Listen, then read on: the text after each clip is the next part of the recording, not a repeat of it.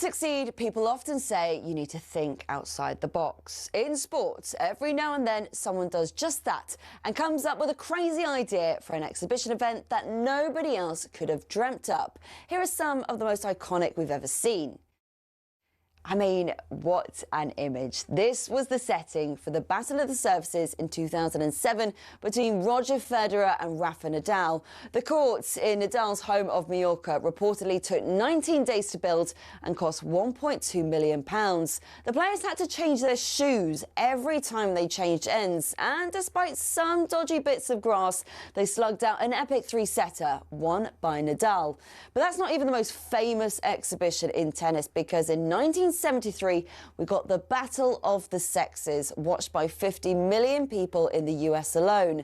Billie Jean King's victory over Bobby Riggs was not only a landmark event for entertainment value, but also for its impact on the fight for gender equality in sports. I mean, the Battle of the Surfaces never got turned into a movie. Now, imagine a motor race that involved American Indy cars and European F1 cars. Well, that happened twice, back in 1957 and 58. The race of the two worlds took place at Monza and was nicknamed Monzanapolis. Despite legends like Sterling Moss, Phil Hill and Mike Hawthorne racing the F1 cars, the Americans won both years. Fans and the teams loved it, but it didn't make enough money, so got canned. For its cast list alone, though, the greatest exhibition might have to go to the Princess Diana Memorial match at Lord's. Mike Atherton captained a Marylebone Cricket Club side, with Sachin Tendulkar leading a rest of the world 11. Names like Wasim Akram, Sourav Ganguly, Andy Flower and Neil Kumble and Glenn McGrath turned out. The one-dayer, won by the rest of the world by 6 wickets, raised more than £1 million for the Princess of Wales Memorial Fund. Incredible all round.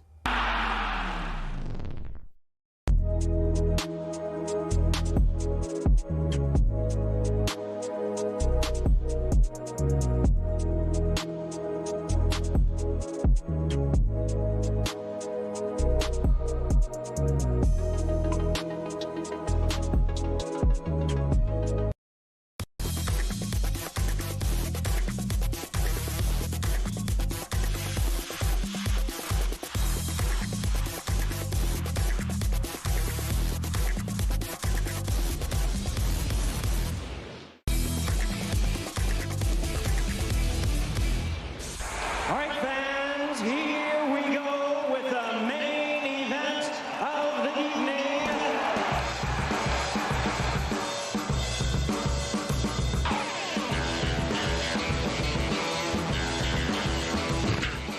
Good evening and welcome to the Sports Bar and Talk Sport. Me, Jamie O'Hara, him over there. Jason Cundy. Has anyone seen Tottenham? Has anyone seen Chelsea? Bad day, bad weekend for Sports Bar. Terrible. Spurs, pathetic again. Can't believe what I'm watching. 4 losses in a row. Spurs are back, and it doesn't look like it's getting any better. What is going on at that football club? Chelsea, you lot, you're just as bad. Can't even go full 90. Keeping 11 men on the pitch. It's absolute shambles. We've got to talk about the state of the Premier League as well at the moment. It is ridiculous. I'm going to put it out there. Set pieces are killing the Premier League. I've had enough of it. We've got to sort out all this corner lock. 10 men in the 6-yard box. It's a joke. EFL action. That was a great watch. No VAR. Proper football. End to end. Middlesbrough come out on top. 3-1 against Burnham. Cementing their place second in the table. We're going to be joined by Dermot Gallagher as well to go over some of the howlers as well from the referees. But get involved in the show. Arsenal fans, Chelsea fans, I want to hear from Spurs fans. What is going on? 03 717 22 33 44. Whoa!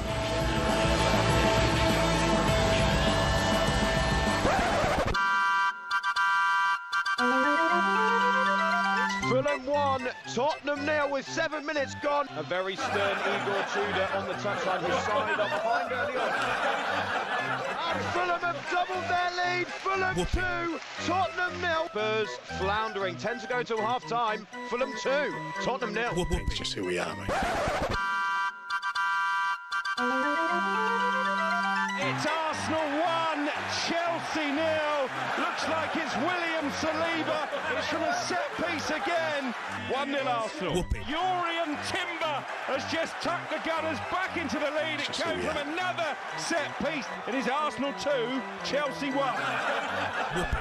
Didn't I call this Pedro Neto, who's just been shown a second yellow card, and now Pedro Neto has been sent off. The culprit that time, Jason Cundy. It's just who we are, mate.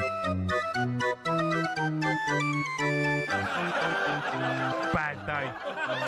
Bad day for the sports Bad bar. Sunday, mate. It's a terrible Super Sunday for the sports bar. It was a terrible Sunday, not Super Sunday. It was a Mate. shock. I can't say that word. It was a shocking Sunday. It was The culprit bad. that time, Jason Cundy. Where do we start, mate? Where do we start? Before we start about football, how are you, mate? What's going on? I'm in all your right, world? matey. Oh, I've got some sad news. Go on. I've got some sad news in the Cundy household, mate. Go on, what's happened? So the lucky Mr. C took our little dog out, Crumble, a little small bichon. Took him Crumble. out. Look, his name's Crumble. Took him out for a walk on Bit Saturday, like Chelsea. Saturday morning, and he's running around like you're happy as a And all of a sudden, she noticed that Crumble's having a bit of a limp up. He looks like He's crumbling. he wants to come off. He's giving one of them with his front paws. You know that Yeah. Well, he's limping about. he's limping about, mate. And so she brings him home, and I don't know what's wrong with him. She took him to the vets yesterday, right? Yeah. Done a cruciate. What? Crumble's done a cruciate, right? Seriously, right? He's out for the rest of the season, poor little thing. He's out for the rest of the So season. Crumble's crumbled. Crumble's crumbled, mate. Well, it's not a proper Cundy dog unless you have a problem with your leg. I mean, Right? He's that come out- sums your household up. It sums up the Cundys, You mate. got no knees in you Yeah. and no knees in the dog. So the dog, I didn't even know dogs had cruciates. I had no idea. It's the first thing. So my wife's with the vet, and he's having a little fiddle about, and he turns around and he says, Oh, yeah? have you got pet insurance? It's never a good sign when That's they say not, that to you. no. And luckily, we do have pet insurance. But he's having an operation on Thursday, mate. Oh, is he all right, though? No, he's not. He's Oh, not, no. mate. You know, he's feeling he's a bit withdrawn, feeling very sorry for himself. He's out for the rest of the season. His World Cup hopes are finished. He's over. They're over, mate, for little Over. Crumble dog. He's absolutely crumbled. He's crumbled, Oh, poor little thing. I know. And And his back leg. he's back left. And you know what dogs like? It's amazing, right? Obviously, they've got 4 legs. Right? I know you know how many legs a dog's got, right? But it's amazing. He just hops about like that other back, the back right one. It's amazing what they can do. Like he just gets What do you on. mean? He just so for me, for example, Obviously, he's still going to be able to move about. He's still got 3 legs that work. I know, but it's amazing actually how agile on 3 legs he can be. Like with me, you, like any humans, 1 leg goes lame, mate, you're in big trouble.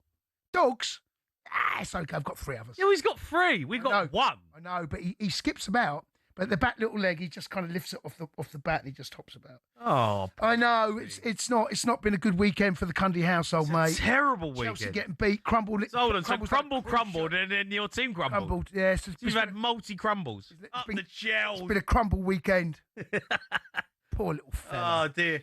I mean, look, where do we start? I've got to start. Okay. Let's start You with start where you want, mate. Let's start with Tottenham. Yep. All right, because that was the early kickoff. I'll be honest, mate. It was exactly what I expected. I've lost all hope of Spurs being any good in any match that we play right So now. okay, Losers. So are you saying you're fearing relegation? Oh, 100%. You are. So it's a At this genuine mo- fear. At this moment in time, we're the worst team in the Premier League. Yeah. Factually correct over the last, 12 games? So We are the worst team. We're bottom. So 2 wins since October the 26th It's in the Premier unacceptable. League. We ain't won in 2026. No, you haven't. So, I'm not being funny. Like, it is an absolute joke how bad we've got. And I've got no hope that it's going to actually turn around because there's no evidence. There's no evidence that it's going to get better. Because I watched the team again at the weekend and it's like, it's the same, the only team it's that the hasn't same had a win. performance. You're the only team that hasn't had a win in the last 6 games. You're the only team in the Premier League that hasn't had a win.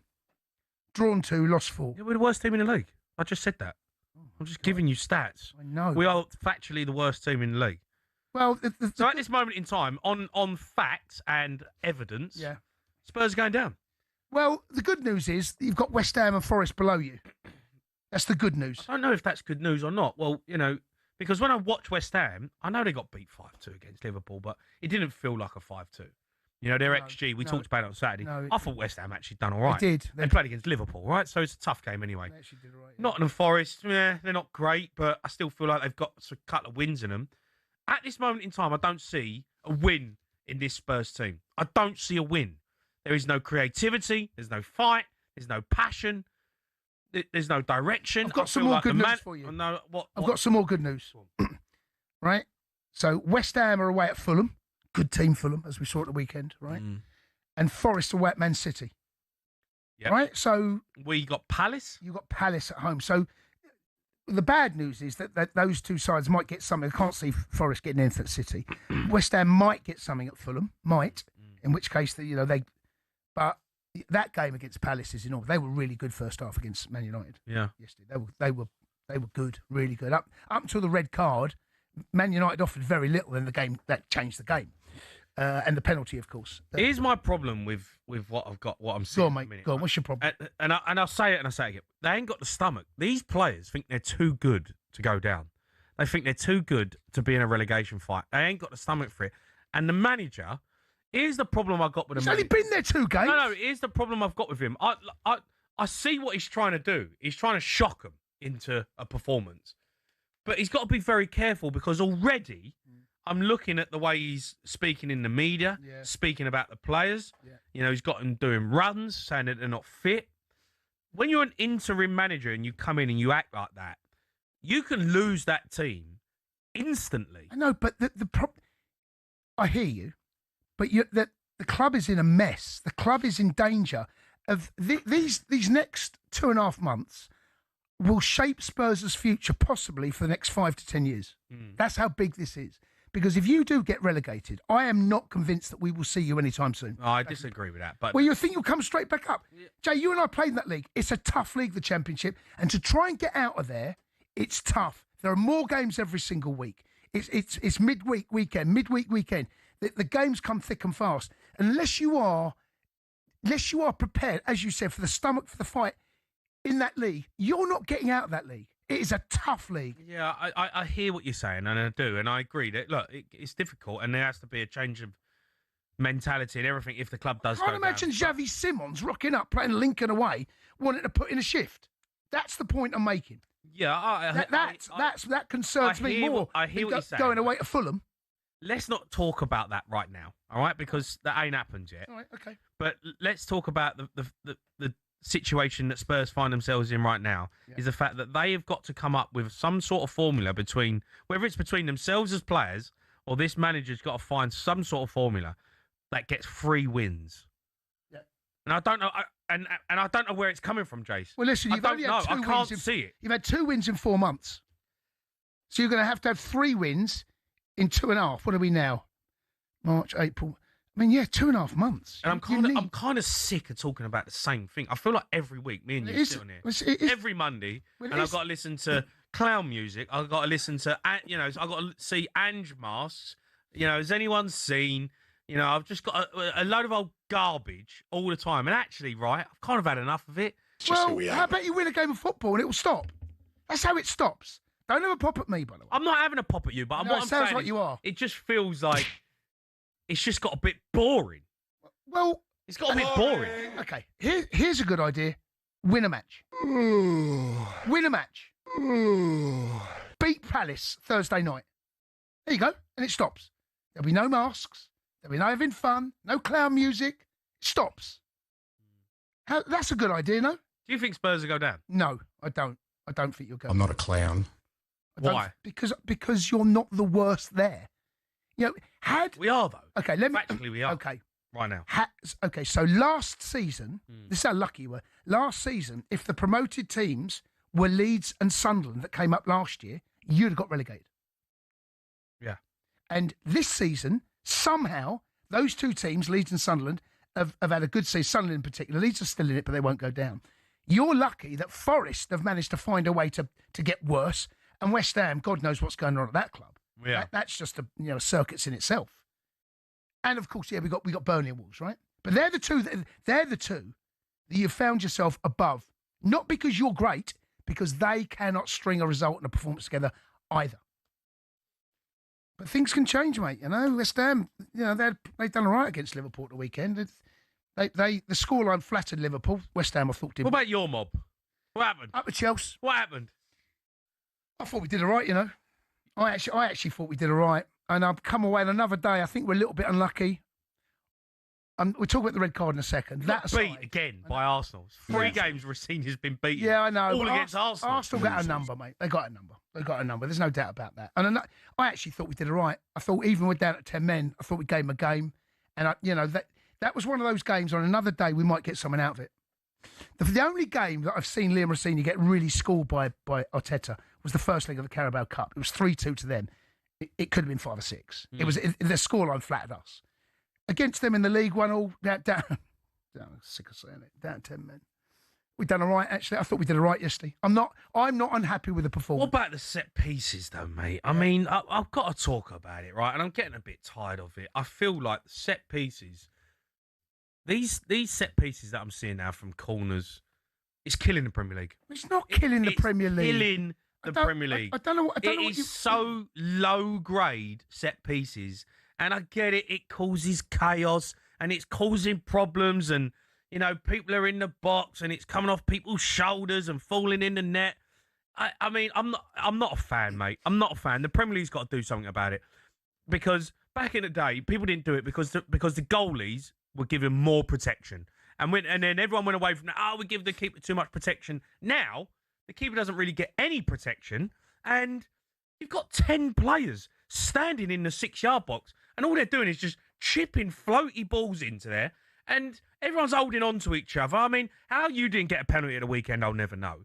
And you're just sitting there, it's like, is this what football is? Is this what Super Sunday is? Is this what the Premier League is? Is this the football that people are paying £120 a ticket for to go and watch set pieces and long throws? Like, come on. I get it, people want to win, and there's a style that seems to be working at the moment. Who are you angry at? I don't get where's your anger directed at? I'm angry at Arsenal because they're top of the table. Because they're top and they're the best at it, but they've made everyone else want to do it. I'm angry at the referees for not being stronger, and I'm angry at the Premier League for allowing this situation. But there is no one's doing anything wrong. No, I know, but look, I know Arsenal. It's so dull, mate. I know Arsenal. You can't sit here and tell me, and I know, like, you know, look, we're Premier League rights holders, all right. So you don't want to dig it out too much, and there are some fantastic games, like Burnley. You know, the game of the weekend, that was a brilliant game. But when I'm watching the top quality teams like Arsenal, who are top, that to me should be a great football match. It is dire to watch, mate. Dire. And I'm watching it every single week. And you're winning games. That game, you win. Arsenal win 2-1. 3 set pieces in the 6-yard box, going off people's shoulders. Do me a favour. Is that what we're paying for? I actually don't. I hear what you're saying, but they're doing nothing wrong. It's part of the game. Set pieces. Change the rule. Okay, you can't change it mid-season. Okay, I'm no Arsenal fan, right?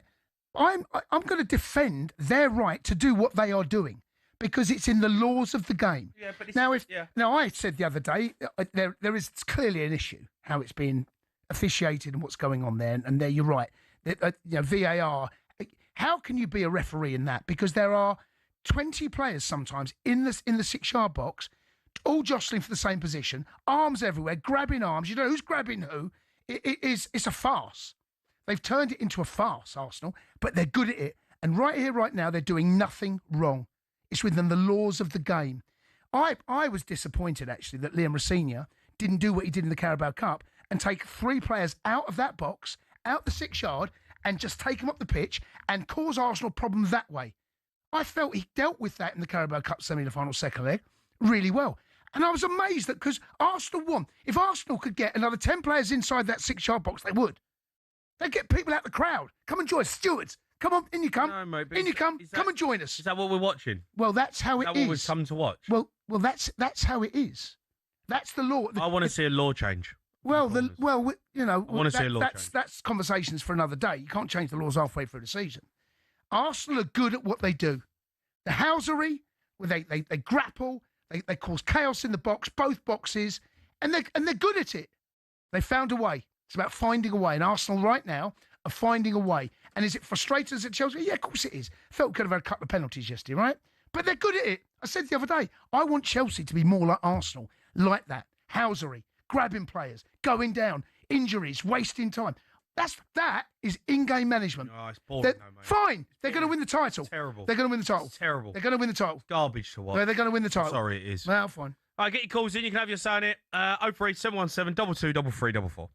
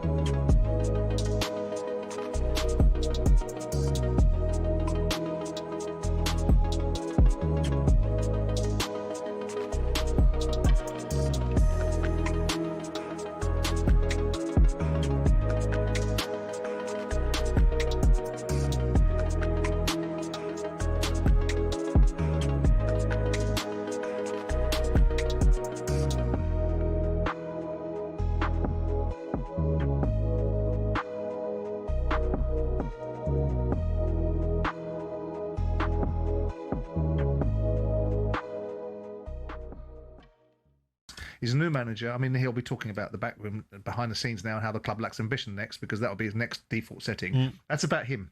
That's not about the players. On the converse, the players should be ashamed of themselves. Those Spurs players are a disgrace. To be in the position that they're in with the quality of the squad that they've got, it transcends just the culture of a football club. It transcends just the backroom, boardroom, whoever it is, the Lewis family or Daniel Levy, and it transcends the manager. It's about individual players thinking that they've gotten more, they're more important than they actually are.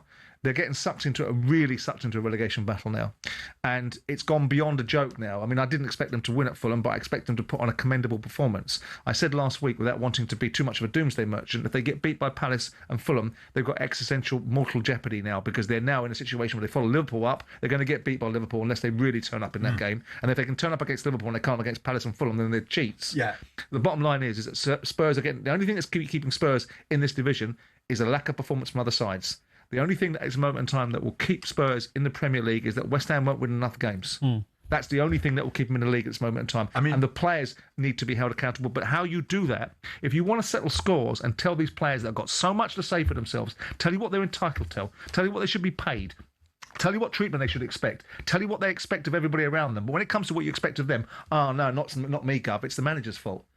But the point is that's what you've got right now. So he's got to find a better way than perhaps barracking them in the press. They haven't won in the league since December the 28th, Emmanuel. Yeah.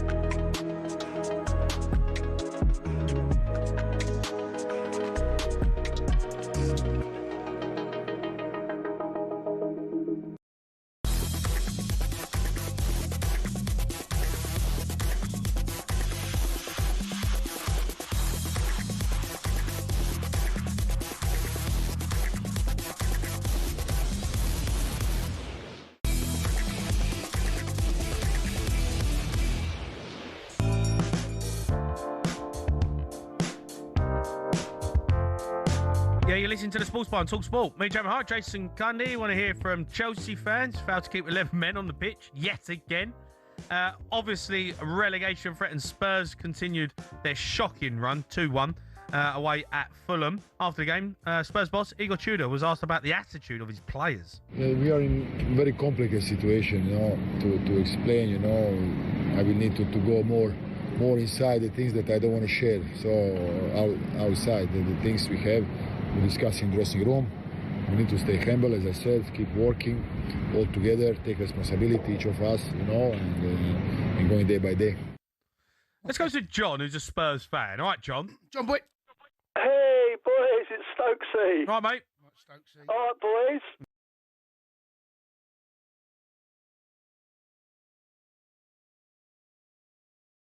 There. The Tottenham players have finally found them after 6 months. Boys? Yeah, go on. I think with this manager we will go down. I would sack him straight away and get Harry and Tim Sherwood in. And I think we will go down. You think you're going down? You think we're going down with the manager? You think we're going down with Harry Redknapp and No. Sherwood? I think we're going to go down with this manager. I can't believe we got him in the first place. He was in October. He was with Juventus, wasn't he? And he lost the last 8 games in a row. Yeah, that's a great endorsement. Yeah, he lost. But look, he's been known to get results when he goes in at a football club. It doesn't end well normally with him. But well, you know what you said earlier, Jamie, and I've heard a few pundits saying that it doesn't sound good when he was having a go at the players already, to the press in the open. No, Harry or Tim Sherwood, if not both, they need a bit of confidence there. They're not going to change the manager now, John. You think they'll keep? If we lose to Palace Thursday night, do you still think they'll keep him? I mean, you can't. You genuinely think we're going to sack an interim manager? Yeah. After 3 games. I mean, I'm not so sure that's going to spread any confidence anywhere. I think that tells me that the club. Because I think they'll know that it's so serious that otherwise we will go down. Well, it is serious. I can't. The only way we'll stay up, I believe, is purely if West Ham and Forest don't get enough points. But if they manage to win, say, 3 games, I would have thought we'd go down because I can't. 4 games, I can't see us. Apart from Palace. Listen, I wasn't against Harry Redknapp coming in. Tim Sherwood, yeah. I mean, I think. Listen, Harry Redknapp's been my manager, all right, and I remember Harry Redknapp come in when Spurs were in a similar position, right? I was there. Yeah. We hadn't won in 6 or 7. It was a terrible run we was on, and I'll never forget Harry Redknapp. He comes in and he put his arm around the players.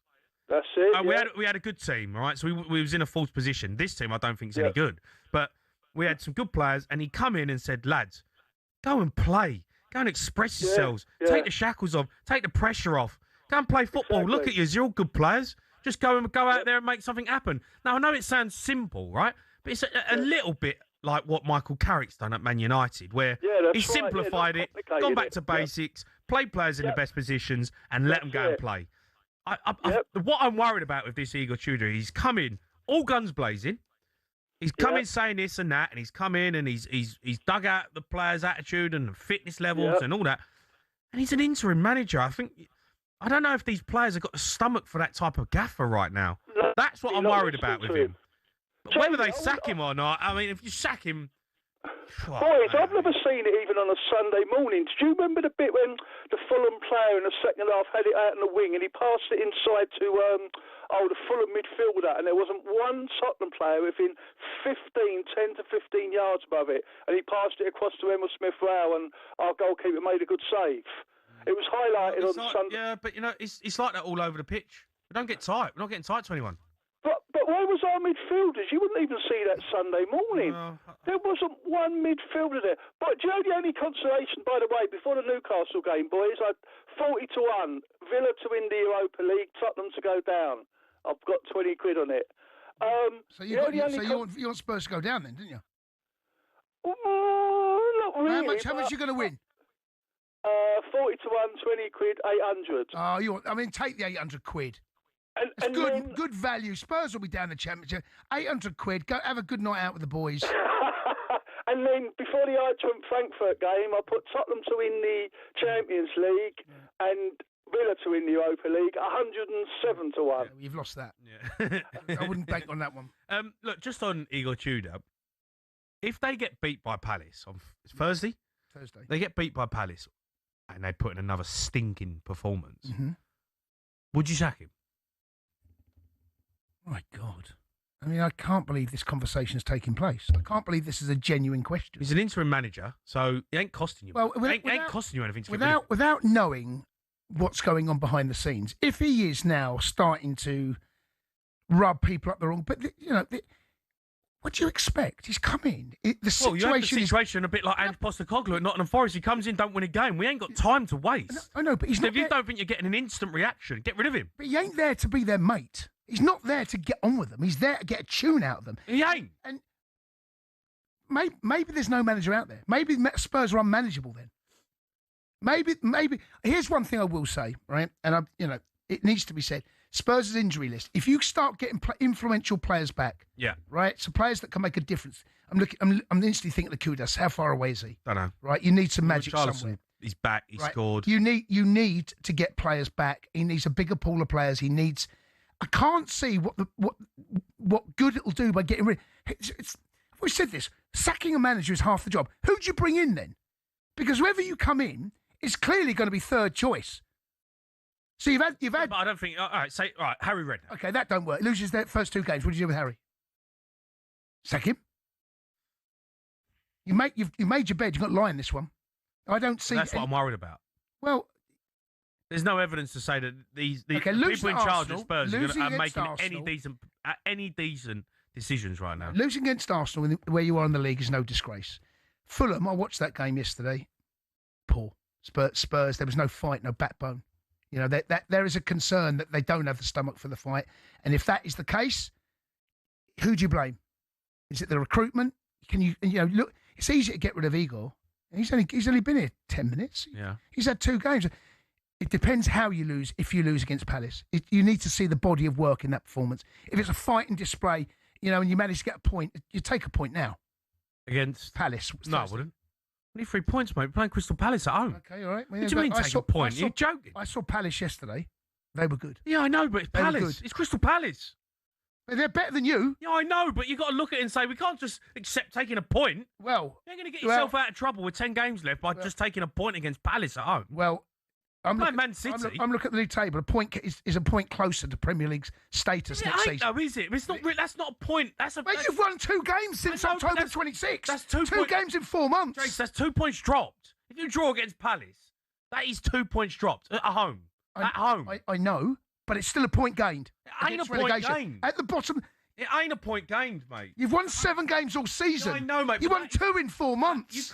You cannot rely on staying in the Premier League by getting a point against Palace at home. All I'm saying is, it depends how the game goes. It could be a battling performance. I get it. It's going to be a battle, and I get it. Well, we'll see if there is a battle. We'll see if they've got the stomach for the fight. We start sitting here saying, "Oh yeah, we'll take a point." You're having a laugh. I would have took a point against Fulham because you're away from home.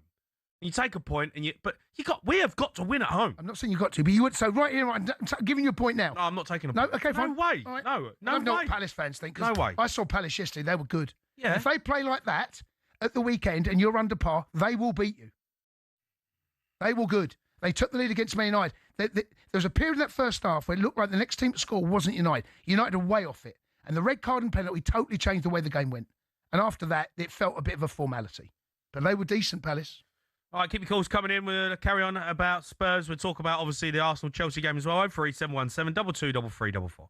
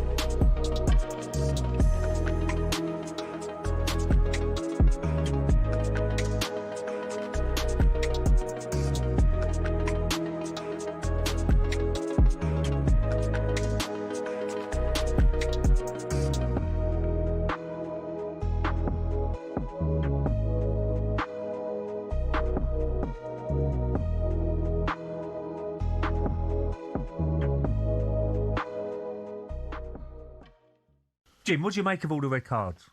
How do you stop the red cards? Do you have a little meeting? What would we do if we was all getting sent off every week? I think it is naivety. I think it's being young.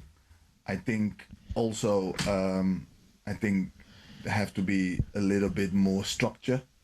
I think. I think a little bit more pressure as well on the players. You have got a responsibility. Of course you have, yeah. To stay on the pitch, 11. I don't think there's no excuse for dissent and things like that, is there? No, but I know it's a passionate game, and you want to see, you know, be passionate. Yeah, you want to, and you want to have that. You want to keep that. And football is about that, really. It's about emotions. Were you a little bit surprised, Jim? I was just going to say, Jimmy, were you a little bit surprised at the appointment of Liam Senior? A lot of people, myself, a little bit surprised. I can't lie to you, but I think he's come in and he's if he's not hit the ground running, he's certainly looked as though he can handle the situation. Yeah, it looks like that from outside. He's done exceptionally well at Strasbourg. They obviously know him. They have looked at him from really close by. He's brought Strasbourg in Europe, what hasn't happened for a long time.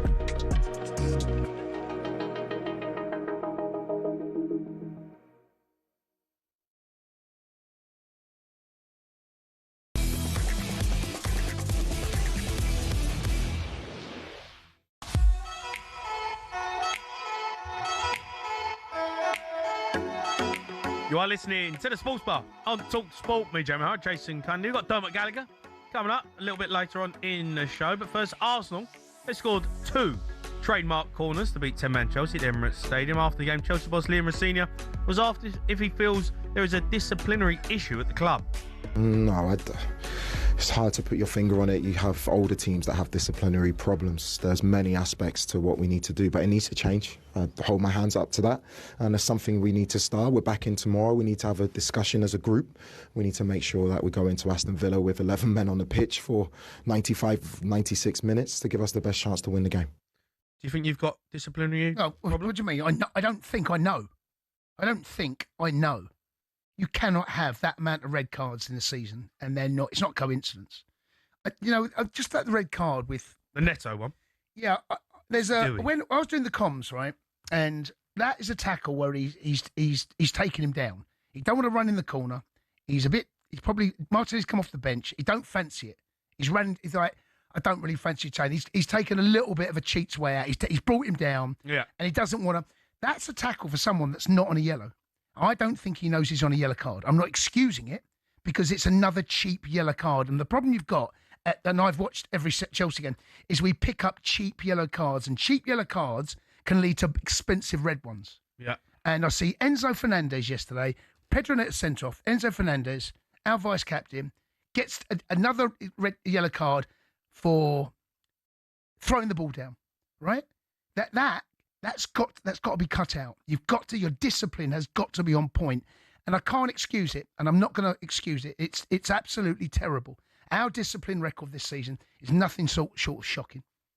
And okay, look, yellow cards and red cards are part of football. It happens, but not to the level and the extent. And it's an epidemic at the club. It's every single game, it feels. Now, I know previously Liam Rossini said that under Enzo Maresca, that wasn't his regime. Look, 2-2, now it's on his watch. Yeah. And he will be disappointed, the fact that we've got 2 yellow cards in 2 games. They're not straight reds, they're 2 yellow cards. If you're on a yellow, you've got to tailor your game. You've got to challenge differently. You've got to think about the tackles you make. Yeah. Think about, am I going to win it? These things, they've got to snap decisions. I honestly think the Pedro doesn't realise he's on a yellow. I genuinely feel that because he's taken him down. That's a deliberate attempt to break up an attack. That's not taking one for the team. That's, I can't be bothered to run in the corner. Yeah. And that in itself is not fair. It's not on. Can't give cheap yellow cards away. Yeah, silly boy. Let's go to Isaac. He's a Chelsea fan. All right, Isaac? All right, Isaac. Hi, guys. How you guys doing? I'm all right, mate. I've had better Sundays, mate. But what do you want to say? First time caller all the way from Edmonton, Canada. Oh, okay. Welcome aboard. Yeah, I have a bit of 2 controversial stuff to say about Chelsea right now. It really pains me the way the team is right now. First thing I want to say is that the manager should be fired because I don't think he knows exactly what he's doing. You are playing against the best defense in the league, and it takes you 3 minutes to get the ball to the halfway line. You keep passing the ball to the keeper, keep passing the ball backward. You can't score against Arsenal playing that way. You cannot. They have the best defense in the league. Number 2, I've watched Chelsea for a while now. I don't think Cole Palmer and Enzo Fernandez can play in the same thing. Because what happened is that he leaves the right side open. And Hato yesterday had to deal with who was playing there? Saka. Saka and the other guy. So he had to deal with 2 players because Palmer kept getting into the middle of the pitch. And you could see that watching the game. You could see that was going to be a problem for Chelsea from the beginning of the game. And you could see Arsenal game plan was kick the ball forward, we win it or lose it, and we're going to press forward. And we're going to try to win the game. And they nearly scored from there. But Chelsea, whenever they had the ball, they keep passing the ball sideways. Playing that way against the best defense in the league, you're not going to win. I think that manager is not going to take Chelsea anywhere. He has played 7 games in the Premier League. He has won 4. Drawn 2, lost 1. And the 7th game, he has played exactly the same way from the beginning to the end. And whenever he reacts, he always reacts when we are behind. Always. Against Burnley, he reacted by putting 3 defenders into a game. And 3 defenders. And there was only one, this guy up front, and there was no way you could play the ball to him to hold up because he has taken all the attackers, all the midfielders, and he had to put 3 extra defenders in a game because, how do you react to it? You need somebody to play the ball forward. You need somebody to hold the ball forward. You need some wingers to get the ball and run upfield. He didn't do that. Isaac. I don't think he's going to go anywhere with the team. Isaac. Sorry, guys. Isaac, you're not going to sack him, mate. He's not going to take us forward. No, they're not going to sack him. No, not right now, but I don't think it's that's the fine. manager. It says there, you said he should be sacked. I think he should be sacked right now. When? What's the point? What What's now? the point of it? Now? At the end of the season, probably, because I don't think we are going forward with him. No, but you don't know. Let's have that conversation in the season. But you said he should be sacked now. Well, if now or end of the season, I think he should be sacked because I don't believe he's the one taking us forward. He should be let go. Like, what kind of game are we playing? No, we find it. Isaac, listen. Arsenal was. You could look in the eyes of Arsenal players yesterday. They were fearful. The game was. I don't think we played badly, Isaac. Honestly, I don't think we played badly. I thought tactically he got most of it right. I thought you mentioned Saka there. Saka didn't really have a big influence on the game. I thought Hato dealt with him pretty well. I thought largely the creative players from both sides were kept pretty quiet. other than set pieces, I don't think Arsenal really caused as many problems in the game. As they had one shot second half, which Sanchez has done well down to his right. I thought largely we coped with what Arsenal had. They're the best side in the country. I wasn't unhappy with the performance. No? No, I wasn't. Obviously disappointed with the result and frustrated the fact we got another red card. You know, give us a fighting chance to get ourselves back into the game. I thought largely got things right. I mean, you're talking about Cole Palmer coming off the left. That was a tactical decision where he comes off the left and creates a bit more space in the middle of the park. And first half, there was a couple of times that Cole Palmer's got in the half turn and he's managed to get away from the midfield. I actually thought tactically that was something that really worked first half. I wasn't unhappy with that. Pedro Neto, we needed to get him in the game first. Do you think you'll finish top 5? We got a chance. That's not what I asked. We got to beat Villa on Wednesday night. Have to beat Villa. We don't beat Villa. We got to claw them back. They look the most vulnerable right now. Yeah, they do. Yeah. Of that top 6, and it feels a must-win game. Mm-hmm. Yeah, beat Villa, we got a chance. It's not going to be easy. You know, there's Liverpool. Villa have stumbled. They've run out of legs. Yeah, and they've got injuries as well. They're missing McGinn. They're missing Tillemans. I think it probably feels like a good time to play Villa, actually. Yeah. And if we play like we did, if we play to the way that we can, I think we can go there and beat them. Yeah. I genuinely do. Isaac, thanks for your call. Keep them coming in. Want to hear from all football fans. Are set-piece corners ruining the Premier League? Go free. 717 22 33 44.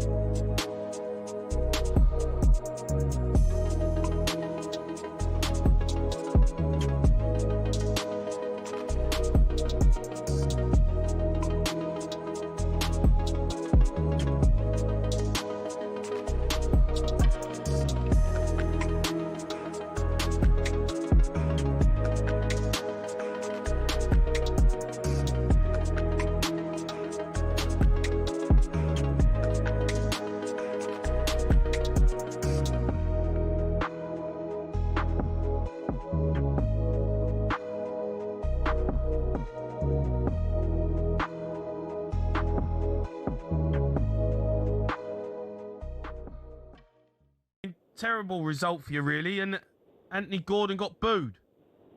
Yeah, well, if you remember, I spoke to you last week on the way home from the game, and you told me that Anthony Gordon would get into any team in the Premier League. Yeah. And I disagreed with you, and I told you he's not as good as you all think he is, and he was terrible again today. He's not the only one, though. Why all of a sudden is he being targeted? Because of his lack of effort. I don't see that side of his game. I mean, I watched the game today. You can't say he didn't try. Did you see when the ball came at the box and he could have headed it in, but he'll not put himself in any position where he's going to get hurt. He doesn't put his body on the line when you're fighting for points and you're fighting for positions. The kid just hasn't got it. Did you boo him? No, I didn't boo him. Okay. Did people around you boo him? Did anyone around you boo him? Yeah. They were. Yeah. There was loud boos all the way around us. But I tell you what it is: at full time whistle, there was a lot of boos, and it's been a long time since there's been a lot of boos at full time. But what do you think about him playing Joe Linton on the wing? Yeah, that was poor. Starting on the left. Voldemort in centre midfield and Anthony Gordon up front. No, well then look, you're booing Anthony Gordon, and maybe you should be booing Eddie Howe. Well, I'm an Eddie Howe guy anyway, so... Yeah, well, that's the problem. You're all like Eddie Howe lovers, and I get it, because he's done a good job there, but come on, the way he's setting your team up, you're a shambles. We're a joke at the minute. We're boring, and we're not fun to watch. We're a mid-table team at the minute, and it's not exciting. There's no flair there. Something's not right.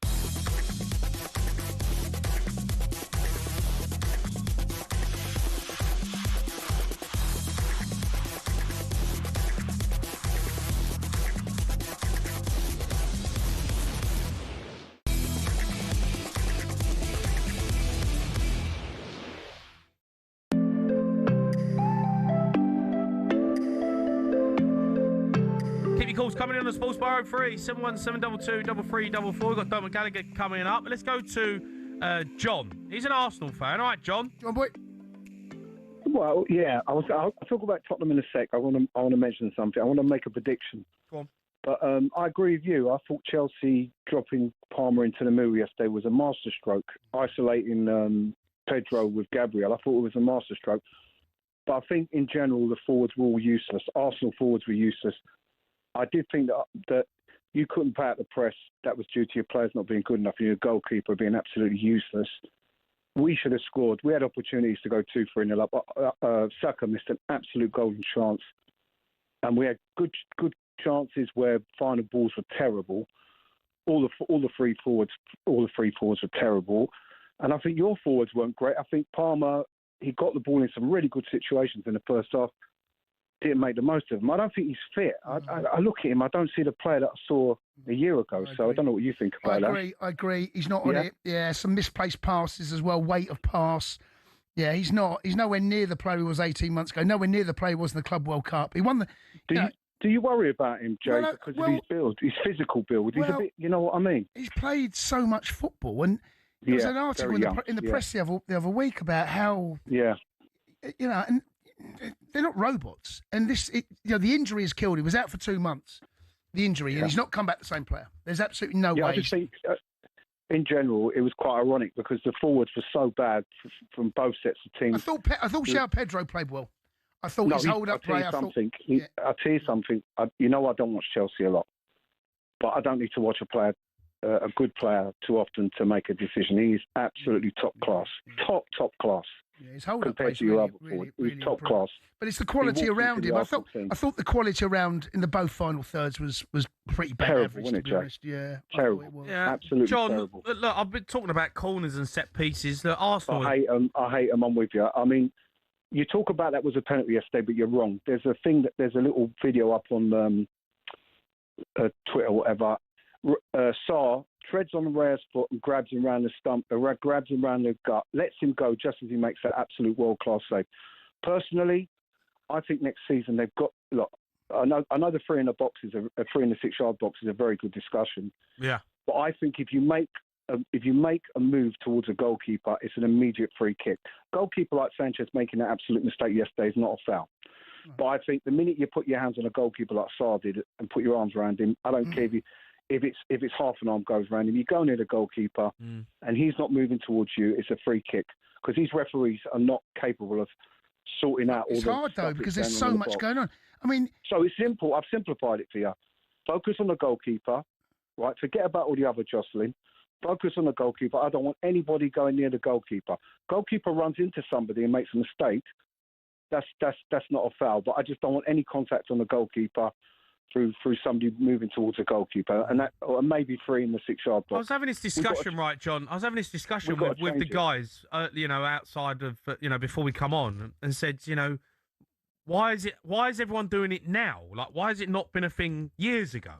With 10 players in the box. And the only thing I can say is because I guess goalies got more protection. They were, you couldn't do what you're doing to a goalie back when when I was playing. You touch the goalie or you lay an arm on him or you lean into him. It was a foul. Yeah, I feel like now that because that's gone away, because to be fair, a lot of us moan that goalkeepers get too much protection, but now I feel like it's kind of going the other way where I just don't know if I want to.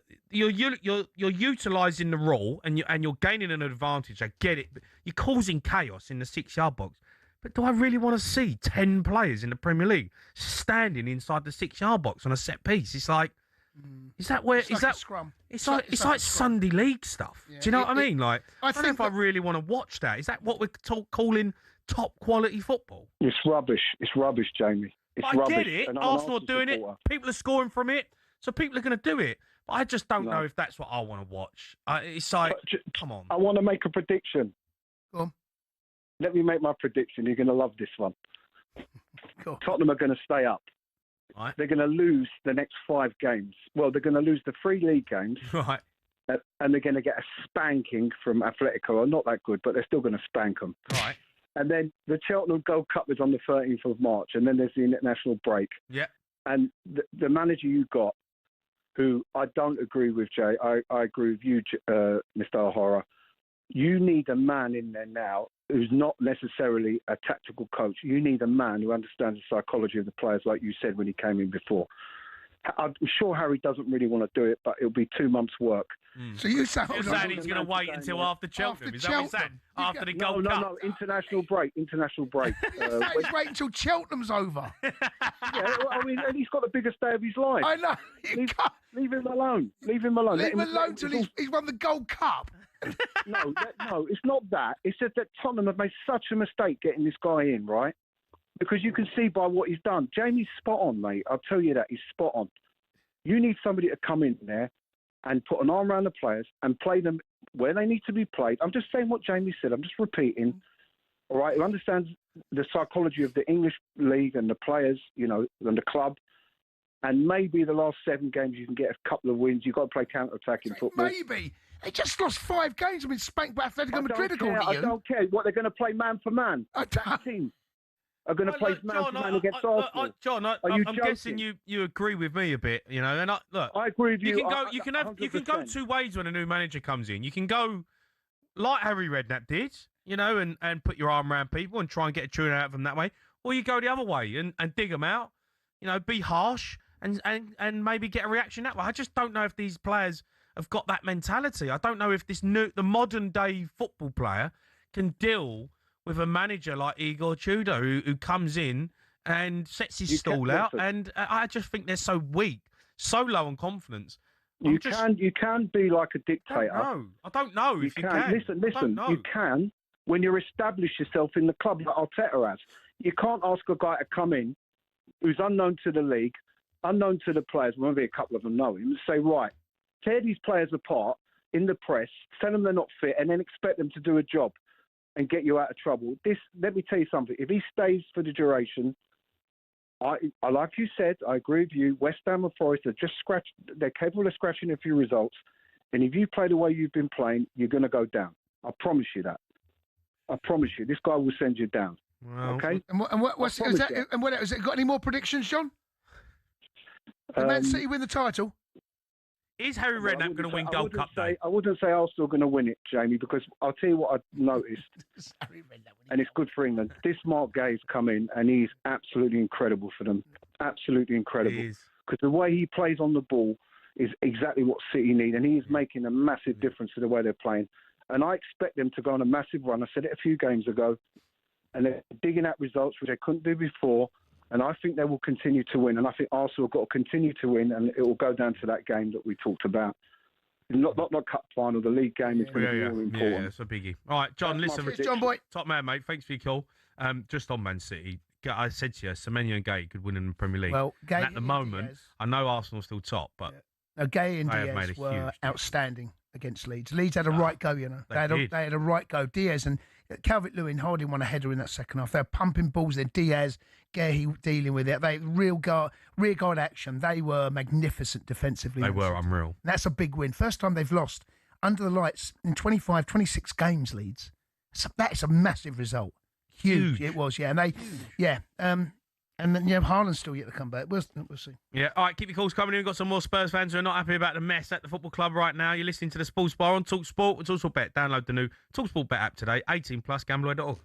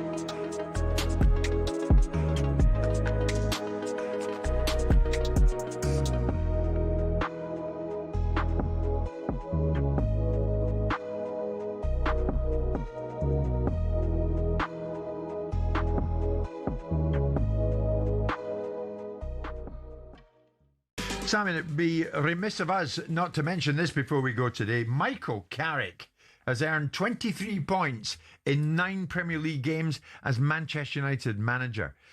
Quite incredible. He's won 7 of them, drawn 2. It's the joint best start after 9 games by any manager in the competition's history, alongside Ange Postecoglou. Manchester United move up to 3rd in the process in the Premier League table for the first time since May 2023. It's one thing looking at that and thinking, yeah, brilliant. Is it too far to go to say Michael Carrick's now got to really be in the running for the permanent manager's job? Well, yeah, I think he can be in the conversation. Absolutely nothing wrong with that. He should be in the conversation. He should be, they selected him to manage a team for 5 or 6 months. Then they can open their minds to whether he can manage a team in the bigger picture. Because it may well be that they've been a beneficiary of some serious luck, that they might have found a manager that can take them forward. The big difference between managing them in the interim, picking up someone else's slop, and then being able to be responsible for it in the longer term and build out a bigger future. Now, if you look at the results he's got, and there's some great results in there, certainly the Manchester United win over Man City and Arsenal are very commendable results. You look at the other results and you say to yourself, well, you kind of expect a Man United side to be in these games, winning these games. I would expect Man United to beat Crystal Palace at Old Trafford. I would expect Manchester United to potentially take some points off Everton, who can't score goals in their own stadium. I would expect them to have done better slightly against West Ham, but West Ham were slightly resurgent. I'd expect them to beat Tottenham, who are tepid at this moment in time. So in all of that, you have to get some context, but there are great results in there. If you beat Arsenal and you beat Man City, my thought process was, yeah, United go and get turned over at Fulham, but they didn't.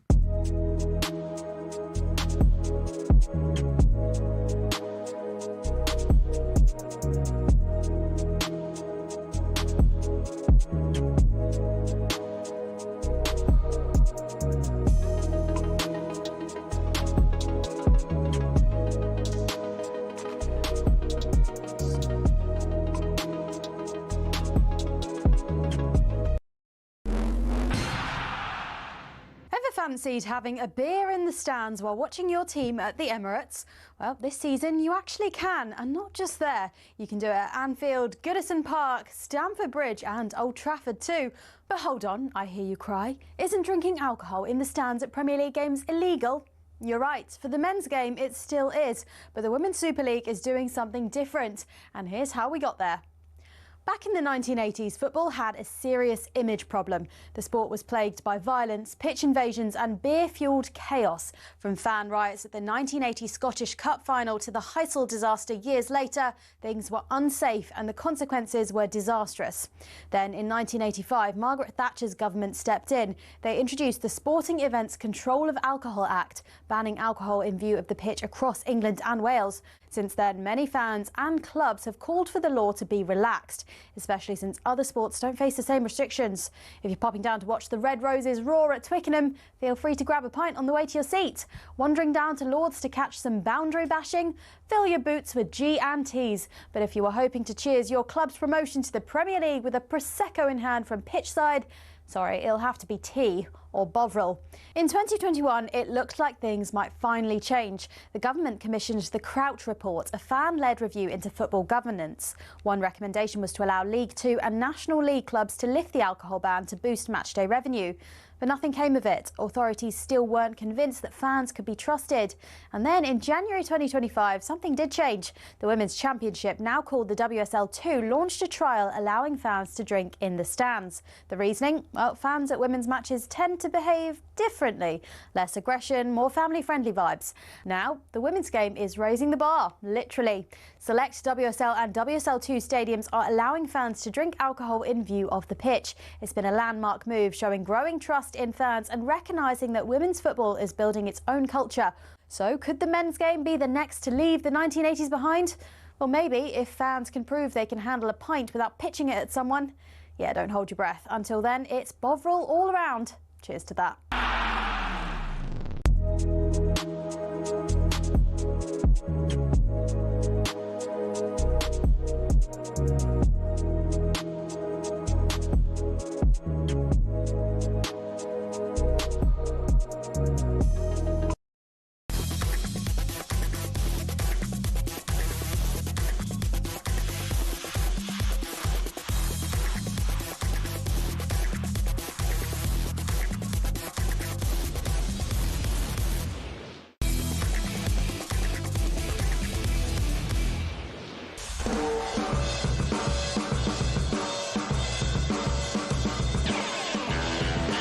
Yeah, good evening. You are listening to the Sports Bar on talkSPORT. Me, Jamie O'Hara, Jason Cundy. Going to be joined by former Premier League referee Gallagher.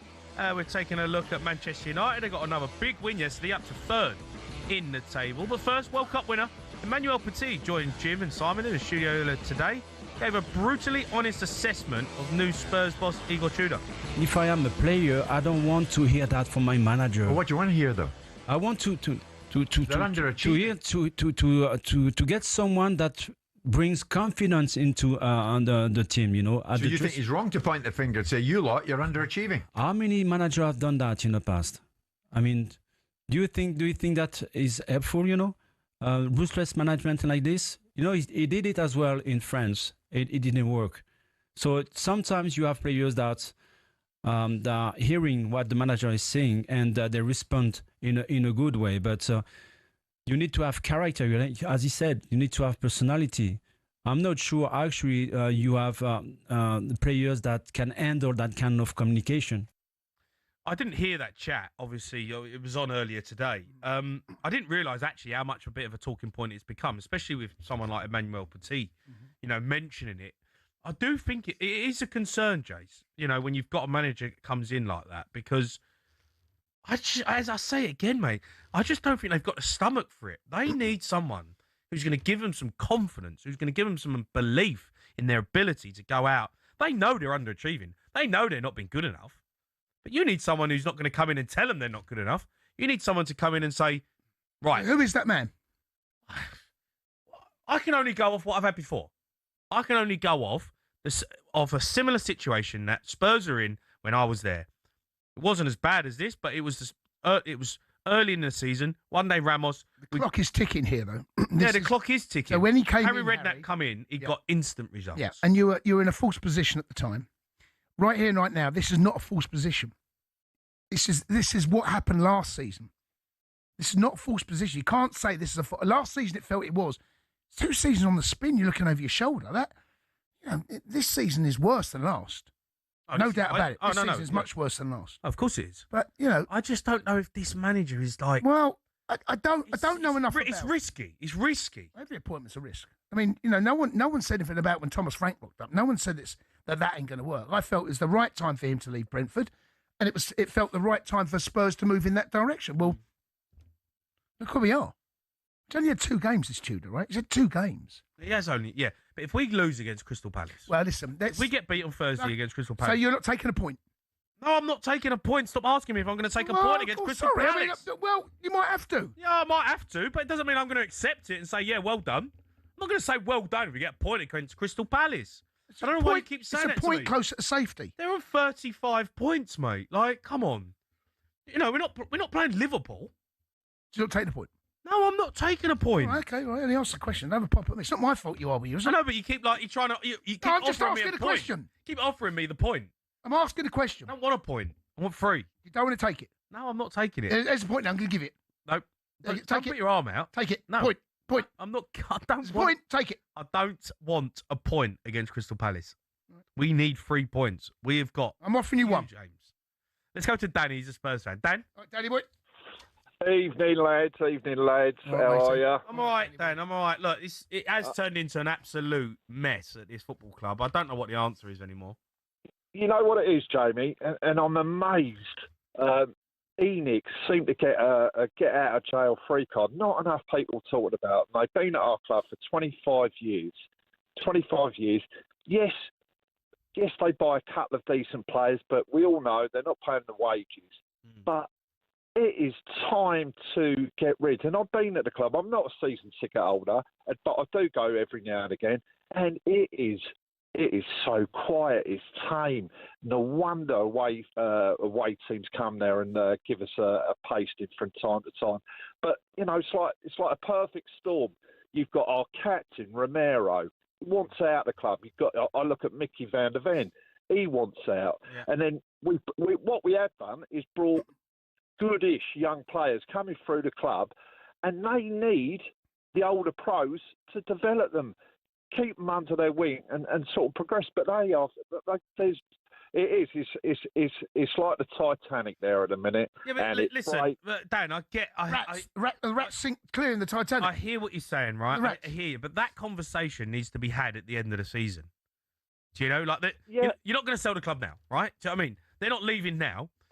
Conversation in the summer about whether they can sell it or whether they need to have a look at what they're doing. Like I hear all that, and I'm happy to have that conversation. But we need to survive right now, and there needs to be a way of surviving. It ain't going to be, ENIC selling the club, because that ain't going to change nothing until the end of the season. I'm going to be a tiny bit controversial here. Where we've suffered for so long, there's part of me. I mean, if you read what you hear, the club is for sale at $4 billion, I think, or that's what it's worth. There's a small part of me, what we're suffering with those people, the Lewis family, Daniel Levy, XYZ. There's a tiny part of me that would laugh if we went down, and that's coming from the Spurs. What do you mean laugh? Because the price of the club would probably halve if we went down at the Championship, and they would be forced to come out of their hiding cell and we've got to dig in, we've got to start buying and start. No, but all the rats are going to start leaving again, aren't they? Said about sinking ships. Well, of course they are, but it's just a shambles. Full stop. I mean, what's your take on ENIC? Me? Yeah. Well, I don't think they're running the football club well enough. Do you know what? There must be. I mean, I'm not there, but if you go off the fact of what they've done as a football club, right? Yeah, we've got a nice stadium, we've got nice training facilities, but managerially they get it wrong. Recruitment wrong. Don't compete. Wages in terms of what the revenue is, so not good enough. It's not been good enough. As simple as that. I mean.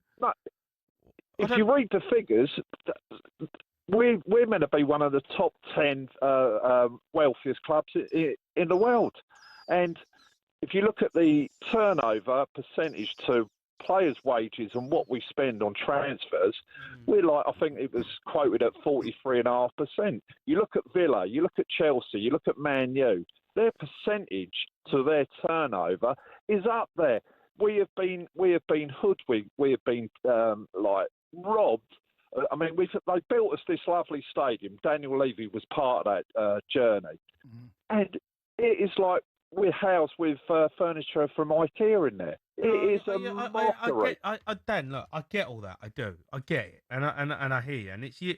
If you keep signing bang average players, well, in the end, you're going to get bang average results. The chickens have come home to roost with Tottenham. Chickens have come home to roost. The chickens have come home to roost. And the rats are leaving, and the bad chickens come home to decisions, roost. bad mentality. Manager for me going in at Spurs right now with what's about there is the old Brighton manager to Serbi. His style of play, how he can get youngsters maybe bedding in. I think he would be a good fit for him or Pochettino. Depending, but you got to have Premier League status. You ain't getting De Zerbi or Pochettino if you're playing Lincoln City. Quite right, but I'm not. I was a lovely fan of Pochettino, but I'm in the Jordan camp there. He's never got over the line with anyone. Yeah, because he didn't get backed. True. He got to the Champions League final, and then everyone knew that team needed. If you added a few more and you added some top players, then you can kick on and you can continue on that sort of trajectory. But they didn't back him, and in the next season they fell apart and they got rid of him. One last thing, boys. Like when Spurs fans are protesting, we can't even get that right. There is it is limp-wristed. You need to start attacking the board continuously. There. Can I just say something? Right, between now and the end of the season, there's only one direction the fans need to go, and that's supporting the team, because you're an absolute hole. I'm not so sure any protest right now is the right thing to do. I agree. I would terrified, Jason. No, I get it. But you cannot be. Your energy should be solely concentrated every weekend, every home game to supporting Spurs, because you're an absolute hole. And Jay's right. If you lose on Thursday, that feels like a real moment that you start, especially if Forest gets something. No, Forest when they're playing away Man City. Man City. If West Ham get someone at Everton, then I think you should start being worried. Yeah, I'm already worried. I don't know why you're saying I'm not. I'm already no, you'll worried. stay up. You'll be fine. You'll be fine. Take a point. I'll give you a point. Oh, shut up, will you? No. Dan, listen, mate, thanks for your call. We're going to keep them coming in. I want to talk about Liverpool as well. He's been calling out set pieces in the Premier League today. You can have your say on that. Is Premier League set piece corners ruining the Premier League experience? 03 717 22 3344.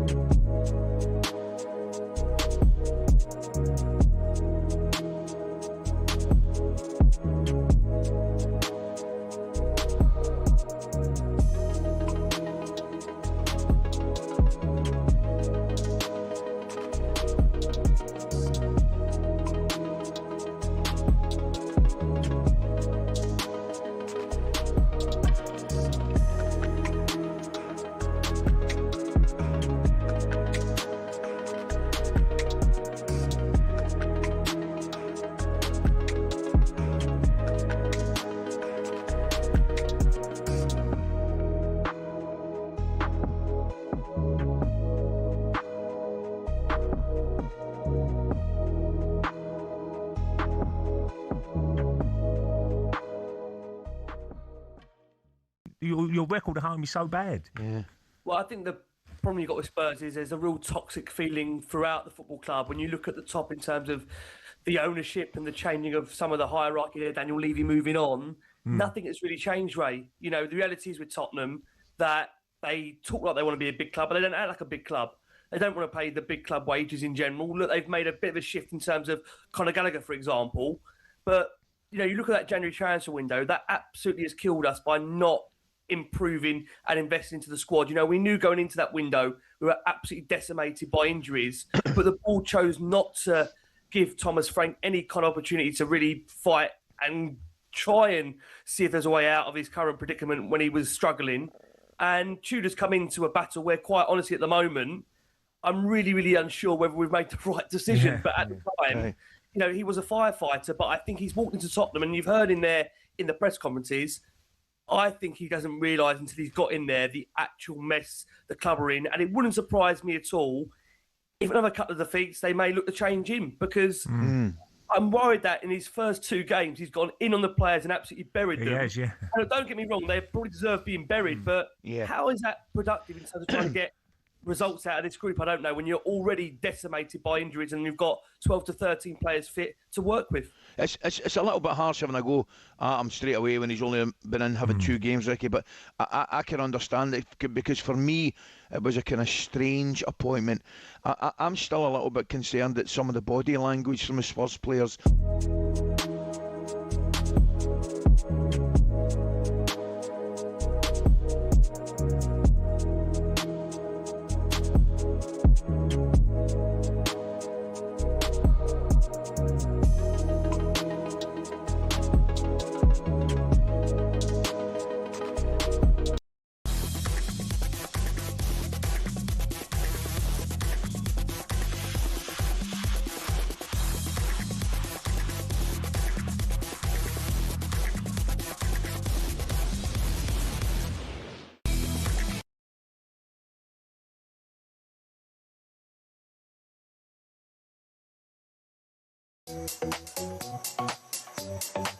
Keep your calls coming in on the Sports Bar. Me, Jamie O'Hara, Jason Cundy. We've got Kevin Hatchard coming up. We're going to talk about Harry Kane. But first, Liverpool manager Arne Slot. He's been speaking ahead of the trip to Wolves tomorrow. Even though he started benefiting from set pieces more than any other team of late, he still doesn't like the way the game is going.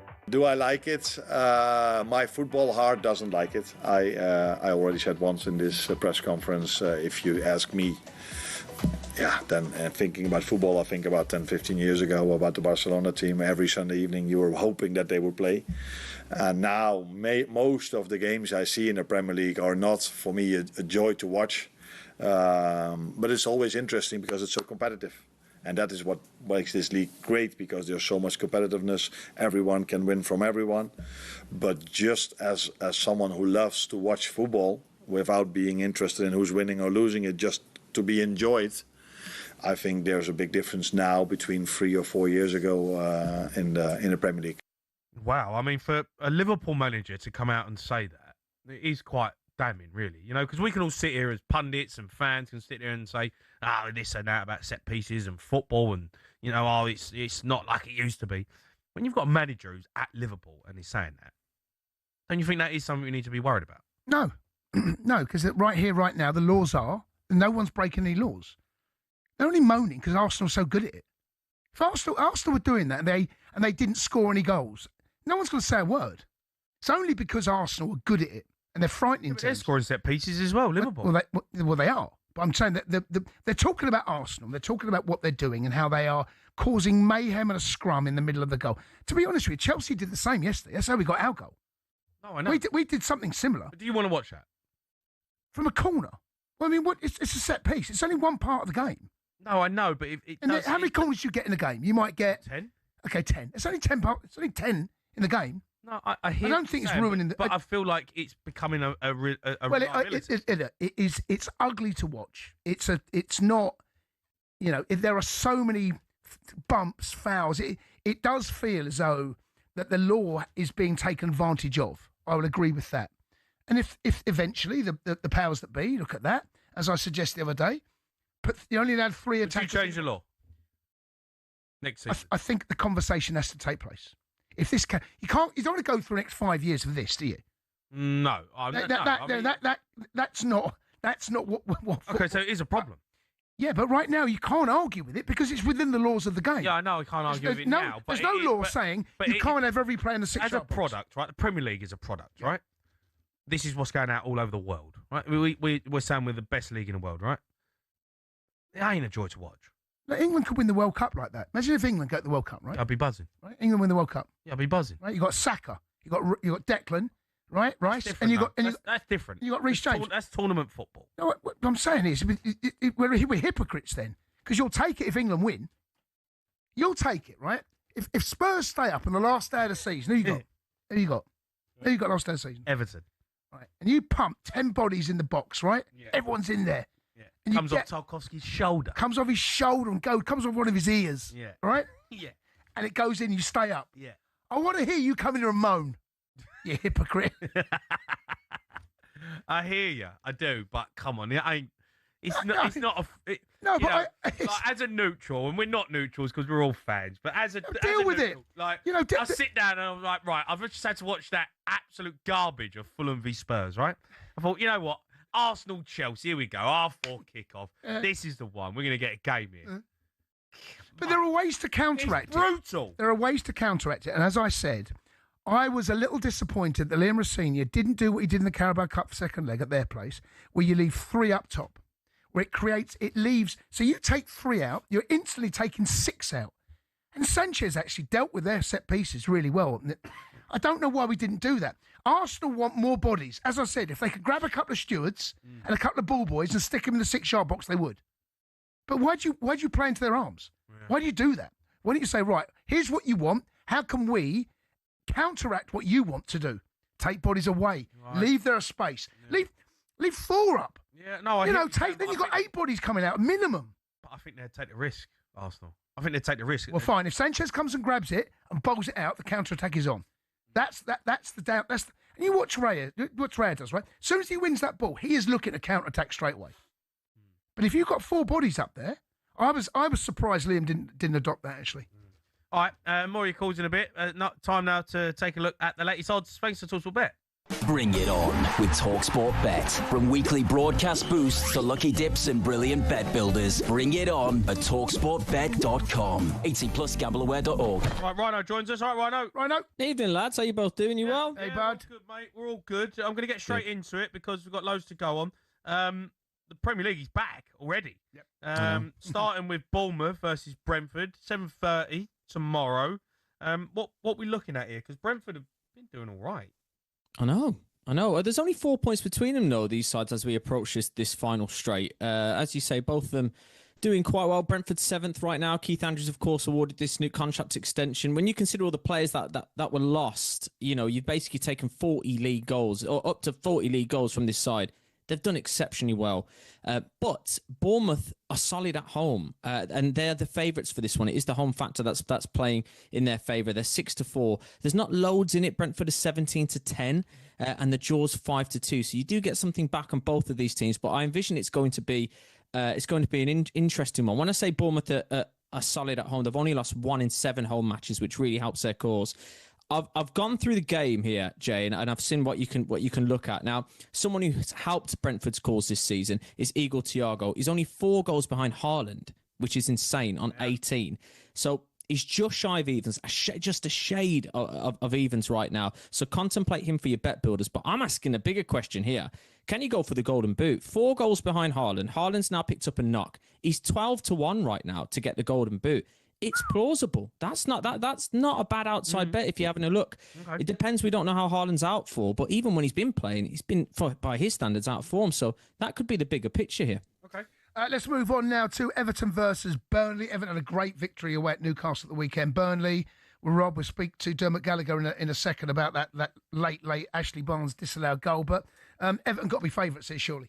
Yeah, they are. They are favourites. But I'll be locked into that ref chat because it was, that was probably one of the games of the season, wasn't it? The Burnley game. It was unbelievable. Yep. What a comeback it could have been. But yeah, so I'll be interested there. But you're right. Everton are the favourites. Odds on right now at 11-20. So strong favourites. I think you could probably expect that, to be fair. Burnley 11-2, as big as 11-2. For all the spirited performances, they still are where they are in the table. The results still haven't been coming one way or another. The draw's 29-10. Again, let's get creative. What can you look at? Well, Idrissa Gueye, in what could be a cagey game, he's boosted to be shown a card. He's 16-5. That's not a bad boost to that. Both Beto and Barry scored for Everton on the weekend. So Beto's 33-20 anytime, and Barry's 6-4 anytime if you want to contemplate them for your Everton biased bet builders. From a Burnley perspective, Fleming up top, bags on the weekend. He's a nice 19-10 to score anytime. But he could go anyway. There could be goals in this one. And I envision it could be a good advertisement for the Premier League. So, but as you say, Everton, odds on favourites right now. Okay, Leeds v Sunderland. Sunderland dropped off, but Leeds are a good team, but you never know with Sunderland what team turns up.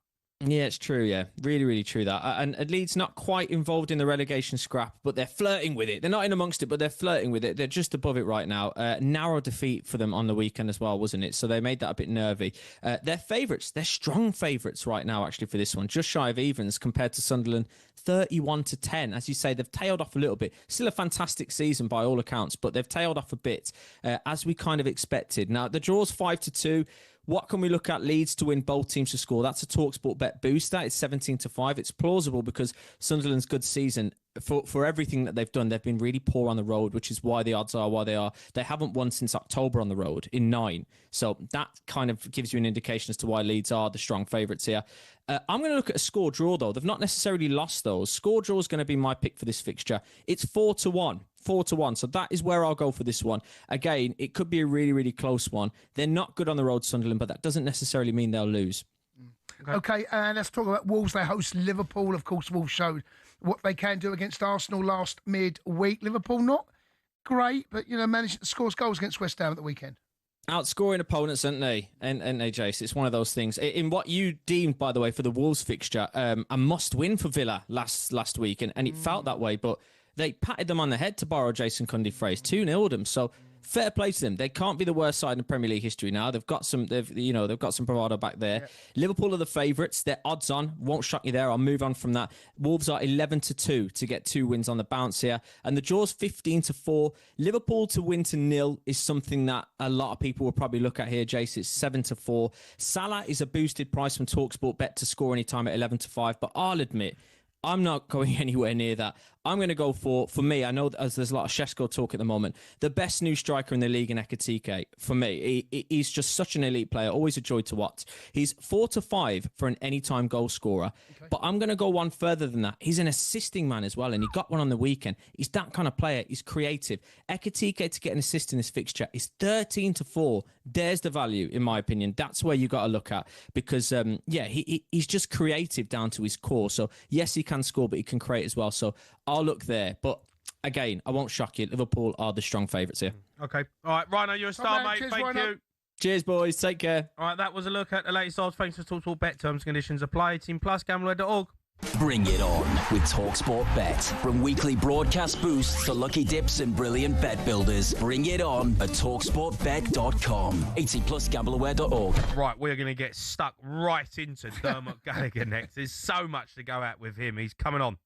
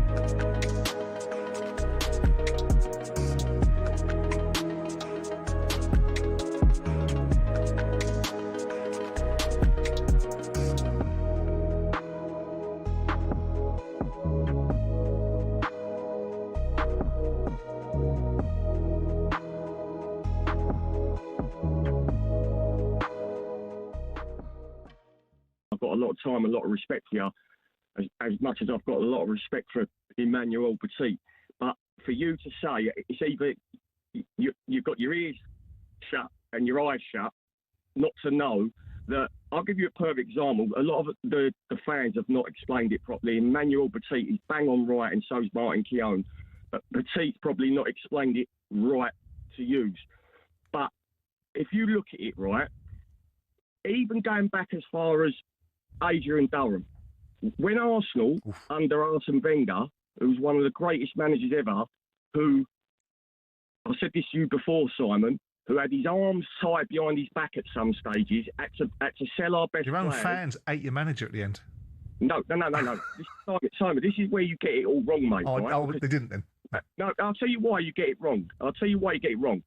Arsenal are the biggest supported club in London, right? Yep. Behind Manchester United and Liverpool, they're one of the biggest supported clubs around the world. Man United and Liverpool have got the most, then it's Arsenal. It's a known fact. Yep. Social media and Arsenal fans on social media is what's caused all this poison. And you said it, Simon, right? You just said it earlier. Yeah. You said there ain't a thing against Arsenal, but the first thing you said was they think they've got to give them right, and they think this. No, Simon, we don't think we've got to give them right, because I've been going Arsenal 37 years. I've seen us win 5 league titles, right? I'm a good fan. I've been there through the thick and thin, yeah? When Arsenal was doing poor towards the end of Wenger's reign, how comes there was a daily Arsenal?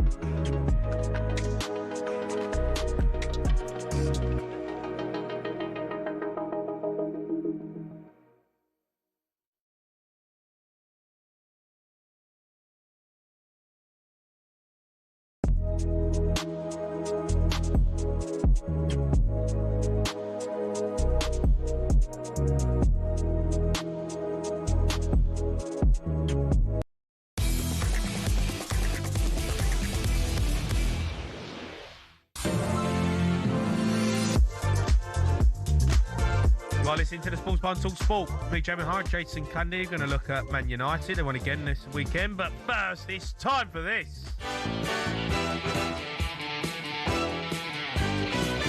Dermot O'Query!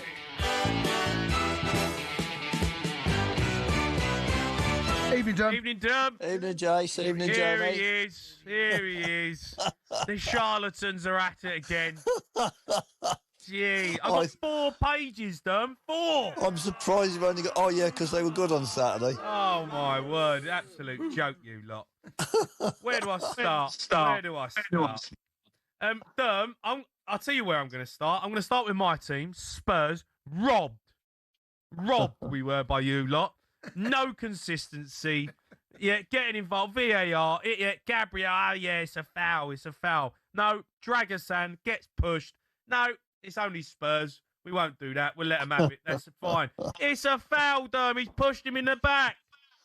I can understand Tottenham fans being upset. They've seen 2 incidents since 7 days apart, and they feel as though they've been penalised twice, don't they? That's more of a foul than what we saw last weekend in the North London derby, in my opinion. Look, it's a physical game, all right? It's a we need to remember that. But if I was a Spurs fan, I feel a little aggrieved, And I saw some Spurs fans this morning at Sky, and that's their take, Jace, isn't it? It's that we've had one disallowed last week, we've had one given against us this week. It's polar opposites, but I think they're slightly different how the ball comes over. It's just, I think what happens in football that when things go against you, you just feel aggrieved, and it seems to build up in your own mind. But there's no doubt about it. It was a tough old game, wasn't it, for the ref yesterday? Well, let's talk about tough old games for the referee. Let's talk about what... Hold on. Hold on. Dom, it's a tough old game. What are you on about? You've cost us a point. Again. Well, I didn't. No, you're part of them, aren't you? You're all in a WhatsApp group, all you lot. WhatsApp group. It's a joke. What's the matter with yous? Every week. Let's talk about someone on a tough day. It was Darren England, right? That was a tough game, wasn't it? Yeah. Okay. So I'm going to talk about the Rice incidents with. I think it was Gerald Hatto that he gave him a good old hug, give him a bear hug in the box, right? And then he decides to deflect it with his elbow. It turns into a bit of a moot point because Chelsea scored from the resulting corner. But I think the conversation needs to take place. There are 2 penalties there, Derm. It's 2 for the price of 1, right? Well, 2 for the price of 1. I think one leads to the other, Jason, so much as I personally, I think it's handball. I think it's handball. Who's it handball? The elbow's it clear. Well, poor old McAllister had a goal disallowed for it the other week. Yeah. Come off the same part of his body. Well, I think he moves his arm to the ball. As well as that, I was under the opinion that they decided anything shoulder or above would be handball if he hits it, and it's certainly above his shoulder. And then we're told, well, he's engaging with an opponent. Well, my take on that was he shouldn't be. He's got... Give him a Haaaaas, hug. was it? He's giving him a good old bear hug from behind. I mean, he was spooning him. Dumb. But tell you what, I was absolutely aghast this morning when I was watching it on the big screen, seeing how many players were engaged with their opponents. Yeah. It was just incredible penalty area stuff yesterday. Damn, serious. Yeah, go on. I'm guessing we're going to probably ask the same question, but we've been chatting about it. Do you think the Premier League or PGML or whoever makes these decisions about this situation that we're finding this season with like 10 players fighting in the box, scrapping in the box, causing chaos, do you think there might potentially be some sort of rule change? That was asked this morning, Jamie, and I think... We spoke about it the other week. We spoke about exactly the same thing. We did. We thought it was building up, but I've never seen anything like yesterday. I thought yesterday's was every corner. There was about 5 different incidents, and it was a matter of almost prioritising, wasn't it? Deciding, well, the ball's going to land there, so that can affect them. And that's what it did with Hatto and Rice. I think the ball landed with Rice, and that directly impacted.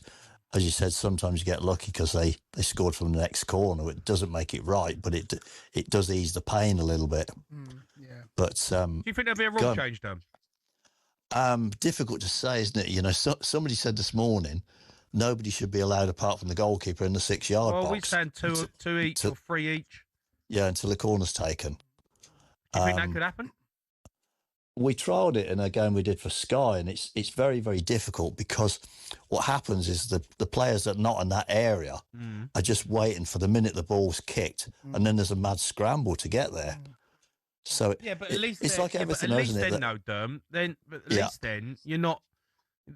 People are running. You've got a timer run. You've got to make a run. Yeah, you know, like they're not doing that now. All they're doing is standing there. They're chipping a ball into an area. The goalkeeper's got nowhere to move.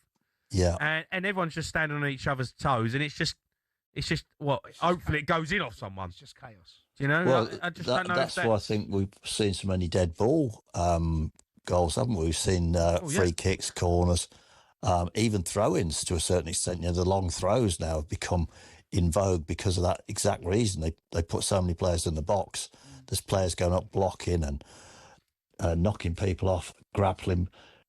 I mean, I have to say, I thought yesterday was the worst I'd seen this season by far. You know, it was every single corner, and there was so many. Both sides are doing. I'm not criticising. Chelsea are at it as well. You know, it's like give them a taste of medicine. Yeah, Chelsea are at it as well. Yeah, both teams. There's no doubt, but that's what I said. They were all engaging with each other. Very, very difficult. But you know, when obviously you were refereeing, I was playing. Why didn't this happen 10 years ago? Why was this not happening 10 years ago? Was it because there was a bit more protection for the goalie? I think a mixture of everything, isn't it? You know, the game's changed, isn't it? There's so much emphasis now on dead ball, free kicks, corners, and as I say, long throws. If you look at the amount of goals from long throws this year, it's almost like the coaches have... you get set-piece coaches now. They didn't have them in your day, Jamie, I'm sure. You know, or they didn't have them to the extent they've got them now. There's so much emphasis put on that now. You see every time you see them going to the iPads, setting up and working things out, putting players up. I do. I think the game's evolved. It's different. There is more goals now scored from dead ball situations than ever. And it's always been a high percentage that the goals scored from set piece. I think that the teams can help themselves by clearing the box, leave 4 players up top, even long throws, leave 4 up top or 3 up top and have one slightly deeper. There's ways of dealing with it. I want to talk about the Pedro Neto red card, and the challenge that I saw was from someone that took a yellow card for the team or didn't fancy going into that area. Martinelli took him down. I was of the opinion when I was doing the commentary on Chelsea TV, I wasn't convinced that he knew he was already on a yellow card. As a former referee, when you administer a yellow card, how do you make sure that the player has seen it? Because the question I'm asking, I don't think Pedro Neto knows he's on a yellow. And Darren England's shown, I've seen the footage, he does show a yellow card. But there is a chance that one player's going to miss it, right? How do you, as a referee, ensure that he knows that you've booked him? Interesting question, that, in so much as I've watched something evolve in refereeing last season and this season that I'd never seen before, and it's come from abroad. It's come into the Premier League. If you see now a referee pulls out a yellow card and he points, he's just pointing in the direction of the player. Right. Whereas in my day, you'd call the player to you. You know, you call the player to you, you take his number, give him a yellow card, almost face to face. Right. Well, that seems to have gone out, and it's interesting that you say about Neto because he actually got cautioned after the goal was given for Arsenal, didn't he? Correct. And that was actually off screen at first. We didn't see that till late it come down. So it was just fed back to us that Neto's had a caution, and then he goes up the line and he makes that rash challenge. And the minute he made it, I said, he's off here. Yeah. And the guy with me said, "Why?" I said, he got a yellow card after the goal. And of course, he got the second yellow card. But you know, his reaction told me that it was one of like, I can't believe I got it red. That was that I'm just looking for his reaction. I'm not condoning it because it was a ridiculous tackle. Oh, stupid where it was. Okay. Just on the Burnley game, the last minute. Obviously, they've been denied an unbelievable moment. The handball. Yeah. Me and Cundy were watching the game, and I'm not convinced that it's 100% handball. Yeah, I think what causes the pain there, Jamie, is it took 4.5 minutes to review it. Well, it's not clear and obvious then, is it?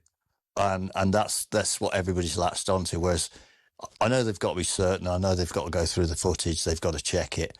But if it had took, 1 minute 20, I think people would have been more accepting of it because it takes 4.5 minutes. It's like, they were booing in the end, weren't they, the supporters? I'm not totally convinced 100% they come to the right conclusion.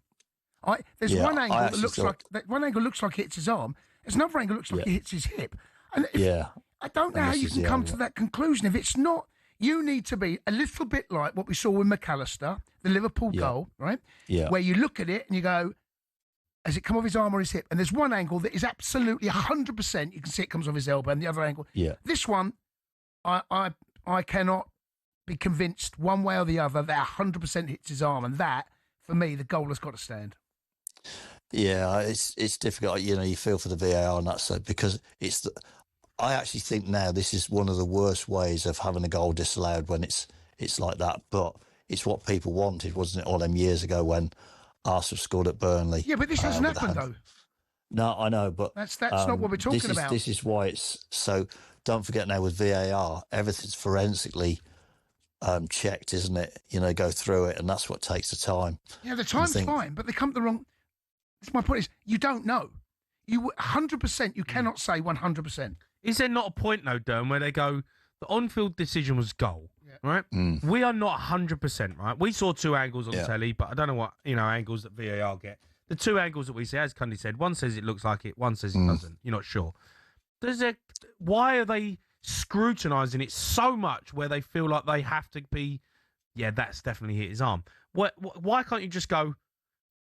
We're not sure. We're not sure. We're not sure. Well, that happened so early in the season, didn't it? That a goal was scored and the VAR said we haven't got conclusive evidence that it struck his arm, and they gave a goal early in the season. I just don't know why that can't. I don't know why that can't be an answer. Why does it have to be 100%?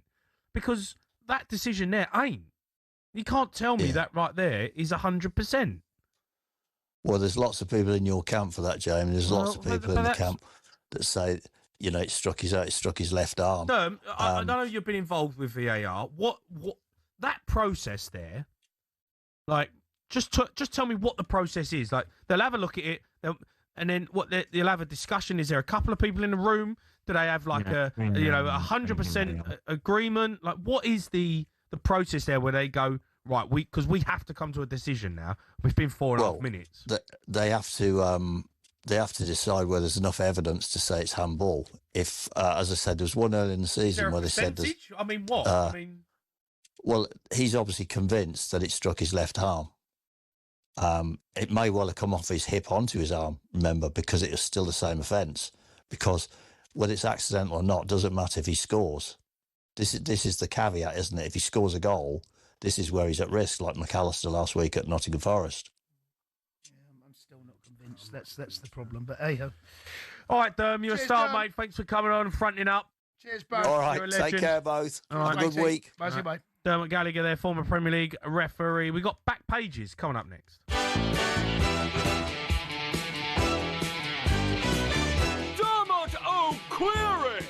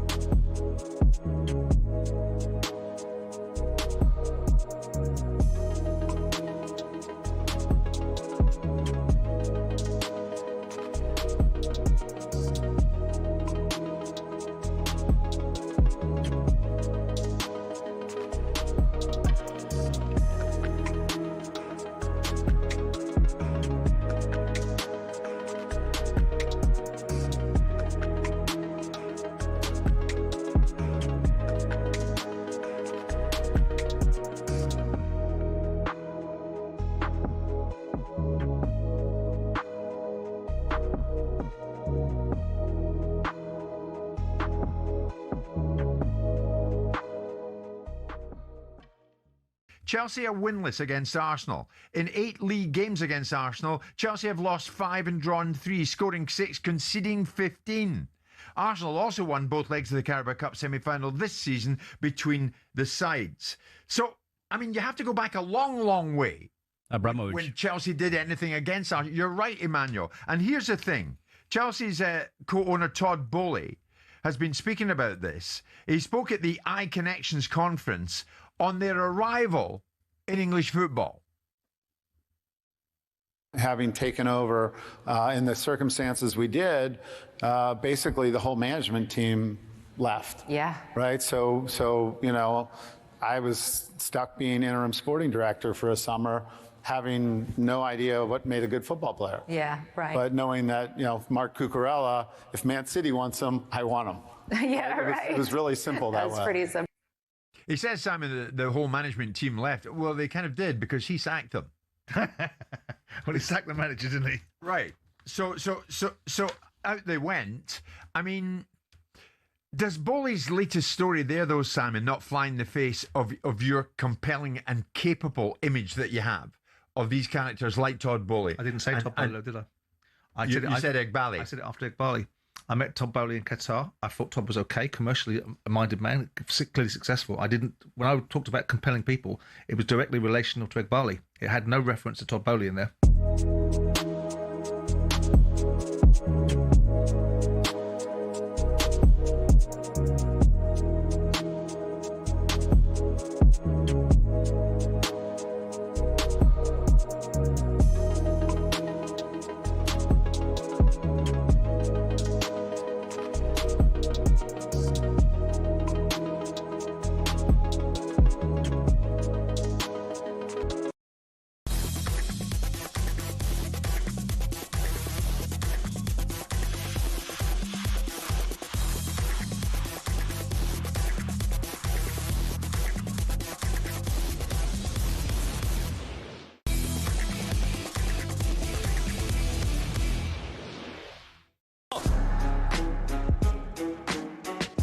You're listening to the Sports Bar. Me, Jamie O'Hara, Jason Cundy. We're going to be joined by former England defender Mickey Gray. Talk about Sunderland.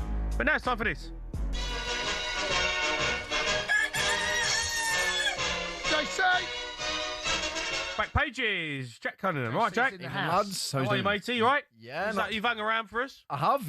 Even though Newcastle lost, I've turned Yeah, I up. know, mate. What's going on your mob? Shambles. Absolutely awful. By the way, the Gordon stuff was nonsense. We shouldn't be booing Gordon. Yeah. And initially, I thought they were actually booing the substitution rather than booing Gordon not because Gordon was playing well or anything, but simply because he is still one of our best attacking players, and to bring him off when you're losing 3-2. Split on him, you know, Jane. I've taken calls on it. Yeah, I've heard it. Really I've heard split. it. It is, and one thing I'll say is I always feel like he's given it all. Maybe not playing to his best, but I always think he has given it his all. Some people phone up saying he's lazy. I don't think he's lazy. I would take Anthony Gordon off your hands tomorrow. I don't want to play Lincoln next season.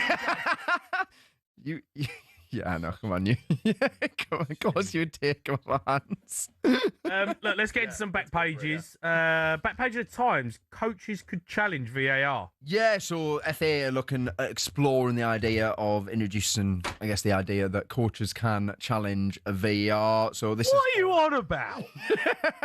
You challenge VAR. So you get the a whole challenge. point is it's for the VAR to get it right. Yeah, it's good. So you get a challenge. It'd be like Hawkeye. I guess it'd be like 1.5, essentially. So For example, the Declan Rice handball decision yesterday, happens, right? Yes. So Chelsea could say, "Can we challenge that?" The problem you're going to have with that is that you then it was another corner, right? Yeah.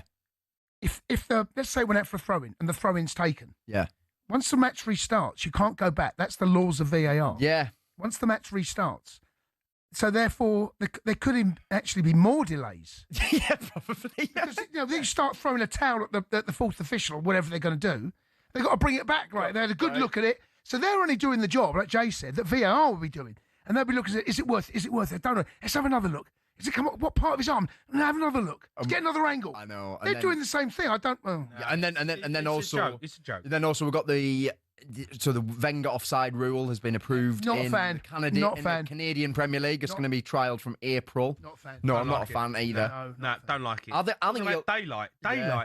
I see someone put up. I was having a look on X, and they was talking about they showed some examples of goals that would stand in the Wenger rule.